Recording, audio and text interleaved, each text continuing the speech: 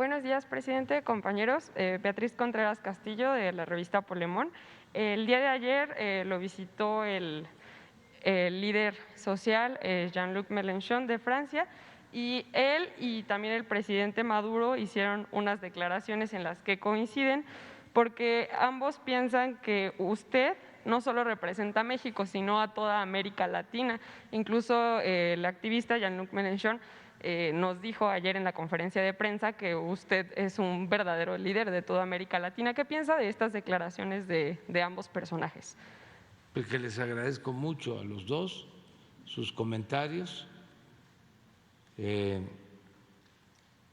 muy buenos dirigentes en América Latina,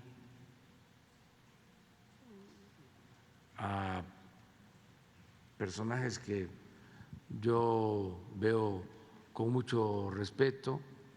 Es el caso de Alberto Fernández, presidente de Argentina.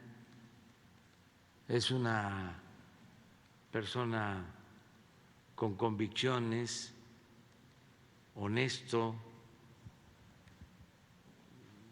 muy preparado, con oficio político, y ya dije, con convicciones, con dimensión social. El presidente de Bolivia, Luis Arce, de primera, fue el secretario de Finanzas de Evo Morales. Esto no lo sabe la gente porque los medios están controlados por el conservadurismo. No todos, ¿no? Pero la mayoría, sobre todo los medios electrónicos convencionales.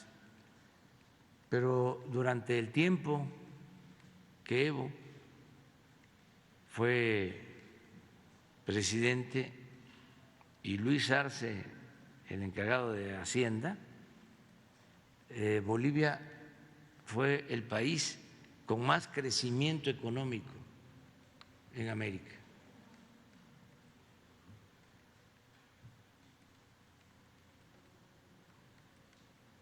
Y ahora, gracias al pueblo boliviano, sobre todo a la gente humilde, después del golpe de Estado,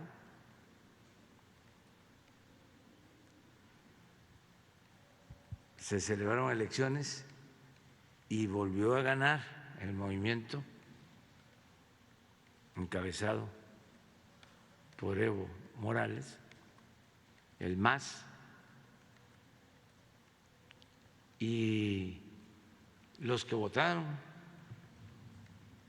porque continuara en el gobierno el mismo equipo, los que votaron por Luis Arce, fueron los más pobres, los indígenas. Fue un ejemplo, porque los conservadores siempre sostienen que el pueblo no agradece. Hay hasta dichos, ¿no? El que se mete a redentor termina crucificado.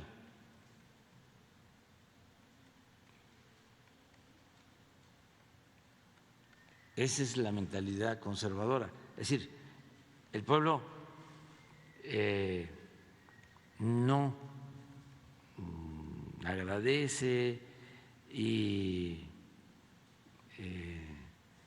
no hay que tomarlo en cuenta. Por lo mismo, preocúpate por ti, pero tú preocúpate por los tuyos. no te preocupes por los demás. ¿Cómo va a estar pensando en el pueblo? ¿Cómo va a estar pensando en los pobres?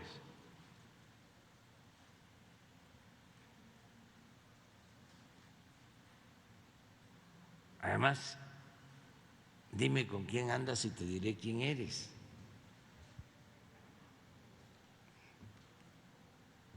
Pues todo eso es falso. Y se demostró en Bolivia. Se dio el golpe, se evitó la violencia, se quedaron callados la mayoría de la gente humilde, de la gente pobre, de los indígenas. Y cuando pensaron los conservadores, golpistas, antidemocráticos, racistas, de que ya habían dominado con la campaña mediática en contra de Evo y de todo lo que representaba, llamaron a elección. ¿Y cuál fue el resultado? Ganó el movimiento y ganaron los pobres, la gente humilde, y ahí se demuestra de que no se puede transformar un pueblo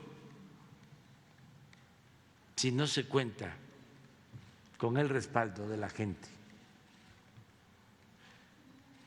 Para llevar a cabo una transformación se necesita tener el respaldo de la gente.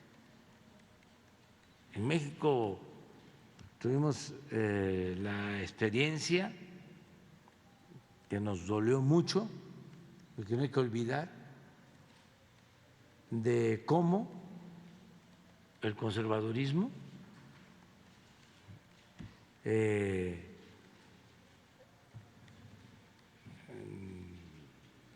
derrotó y asesinó al presidente Madero, derrotó al movimiento democrático y asesinaron al presidente Madero. Y cuando dan el golpe, el presidente Madero está prácticamente solo, porque es un hombre bueno, y pensaba que solo bastaba con la libertad, garantizar a todos la libertad y que la gente iba a defender la libertad, iba a defender la democracia frente a una pandilla de rufianes. Y pudo hacer una alianza popular con Zapata, con el movimiento campesino, y no se logró. Al contrario, se distanciaron y él se quedó solo y tuvo que apoyarse cuando se produce la inestabilidad política auspiciada por el mismo conservadurismo. Se tiene que apoyar en los militares porfiristas, que son los que lo traicionan y lo asesinan. Entonces, ¿cuál es la lección?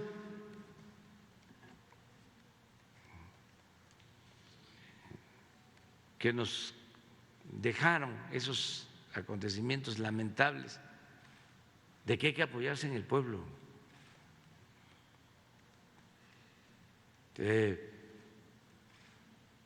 Porque el pueblo sí es un pueblo agradecido. Estoy hablando en términos políticos. Además, en términos humanos, no hay duda de que se tiene que ayudar al más pobre.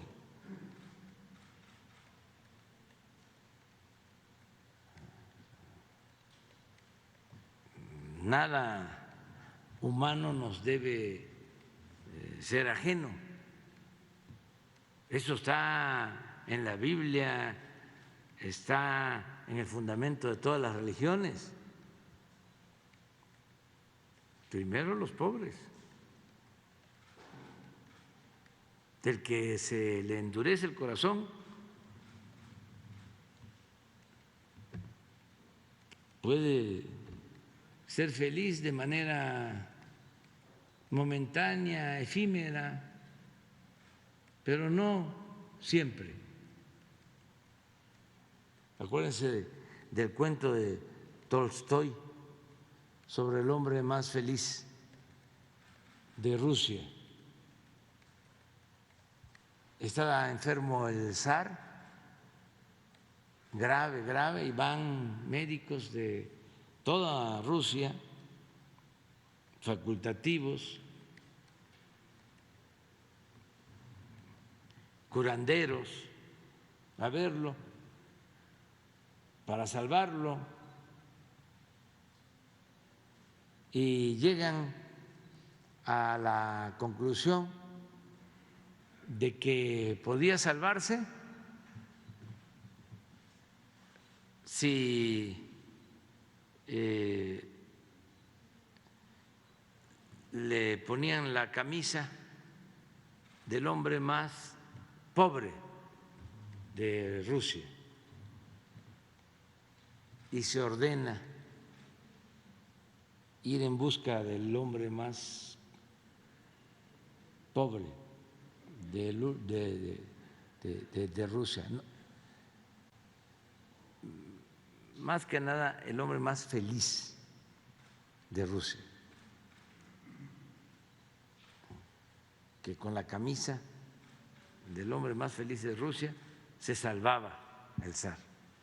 Y van a buscarlo y encuentran un científico de eminencia, y era un hombre muy culto, muy importante, pero no era feliz. Y luego encuentran un comerciante igual, exitoso, pero no era feliz. Y en el campo encuentran a un agricultor, a un campesino, y llegan a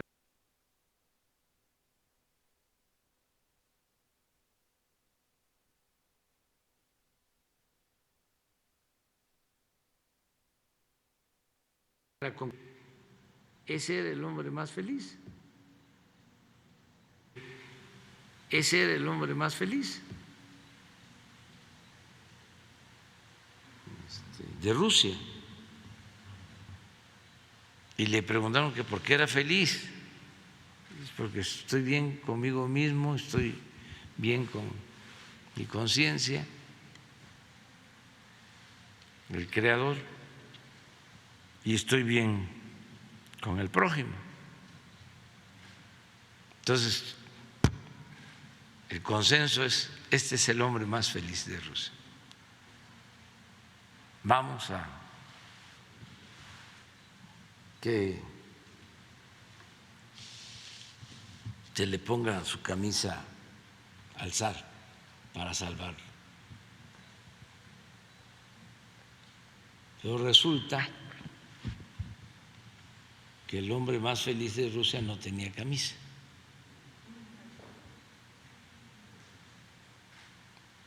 O sea, ese es el cuento.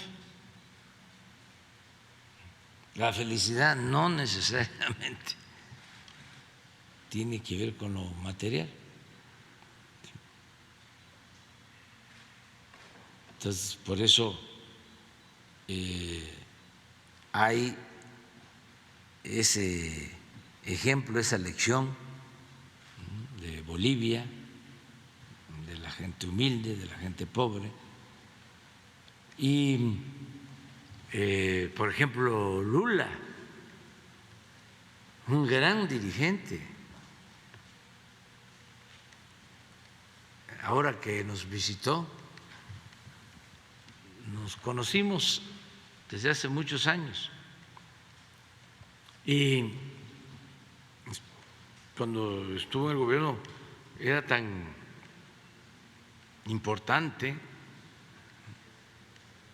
que contó con el apoyo hasta de los grandes empresarios, banqueros. Sin embargo,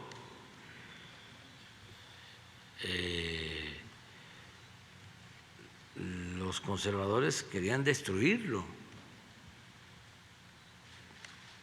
y lo encarcelaron injustamente, le inventaron delitos y lo quisieron destruir, estuvo en la cárcel y se elevó el conservadurismo.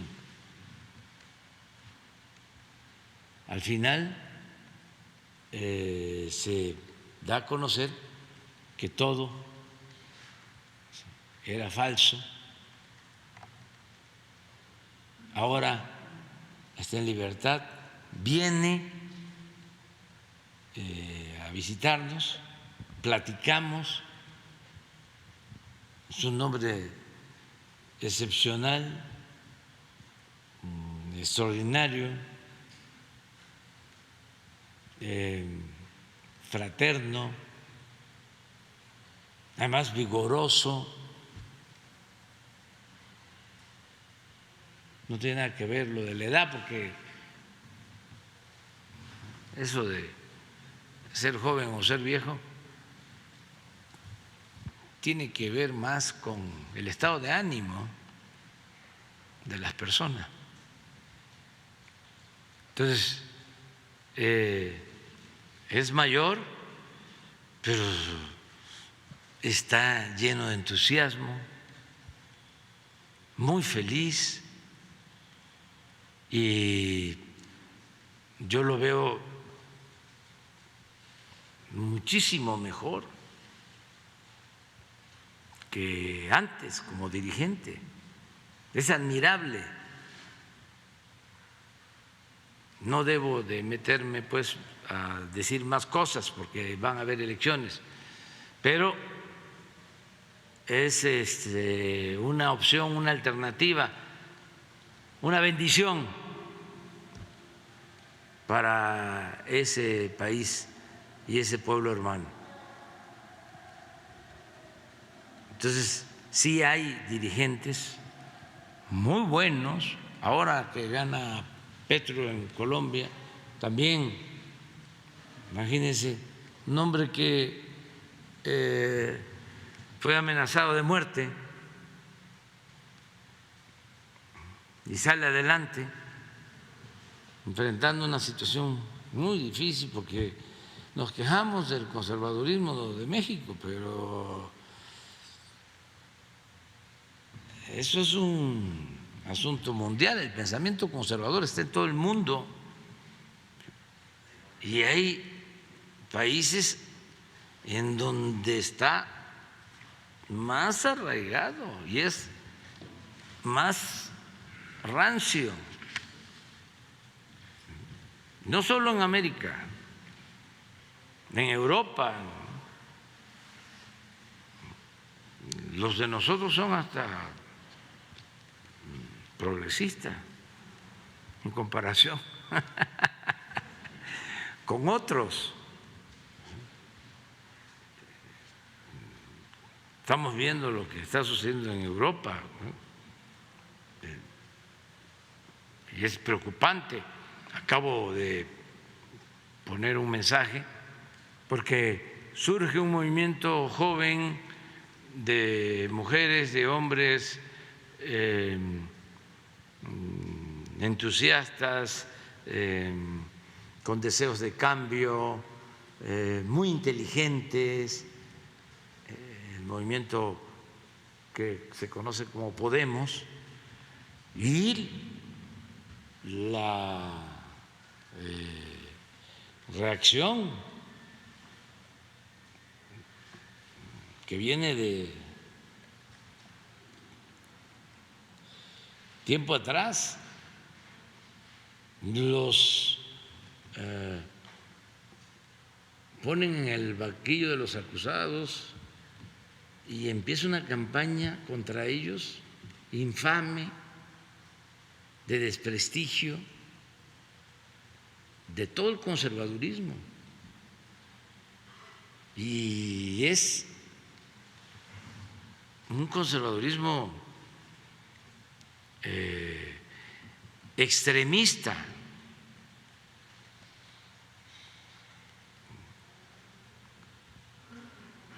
muy intolerante, de lo peor, de lo peor. Y ahora se está conociendo de que le inventaron a los dirigentes acusaciones. Y en esto también participaron medios de información y conductores famosos de radio, de televisión, algo que ya conocemos en México, pues, pero lo aplican en todos lados. Es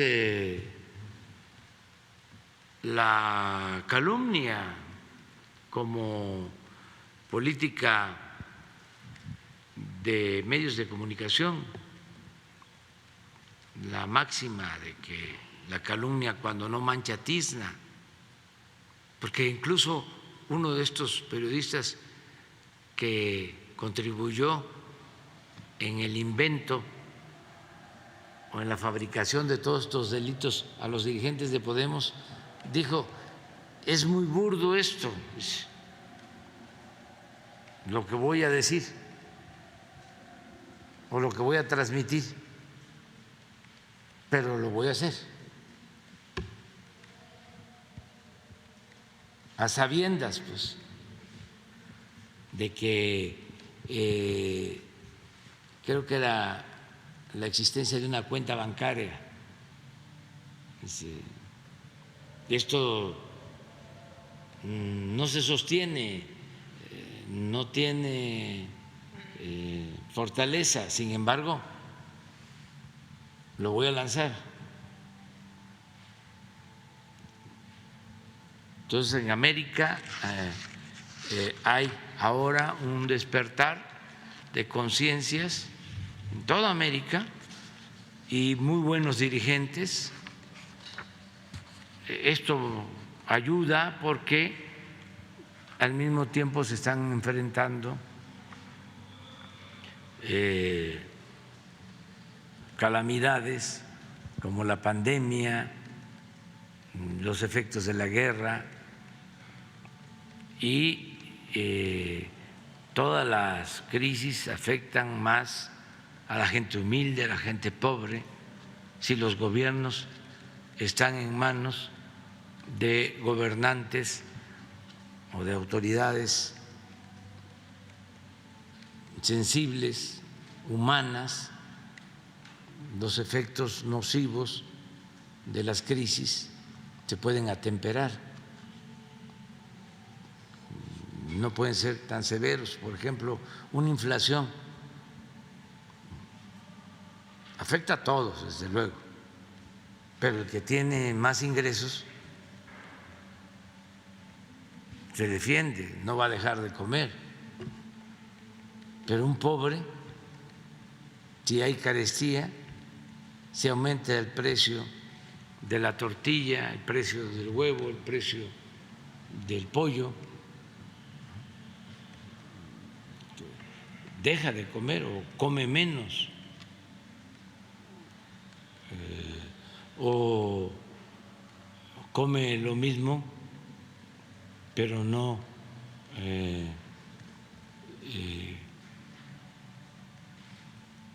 con la nutrición que se requiere.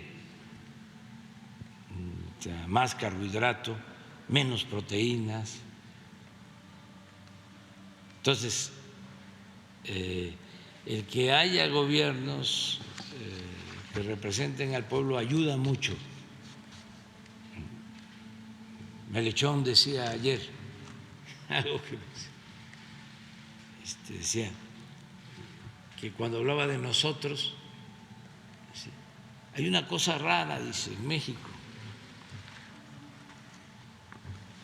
Hay un presidente que defiende a los pobres. ¿No les parece muy raro?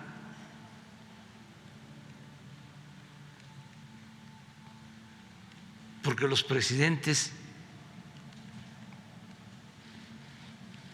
se ocupan de defender a los potentados.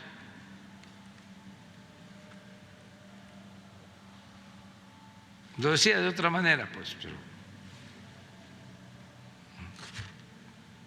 hay que defender a los pobres por el bien de todos.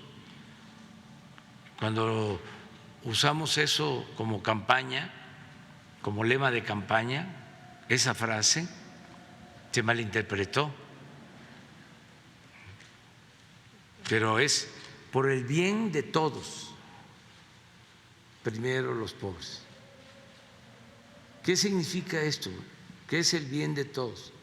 Bueno, si atendemos a los pobres, vamos a estar más tranquilos, vamos a poder vivir libres de miedos, de temores, pero lo más importante, vamos a estar muy bien con nuestra conciencia, nos vamos a sentir muy felices.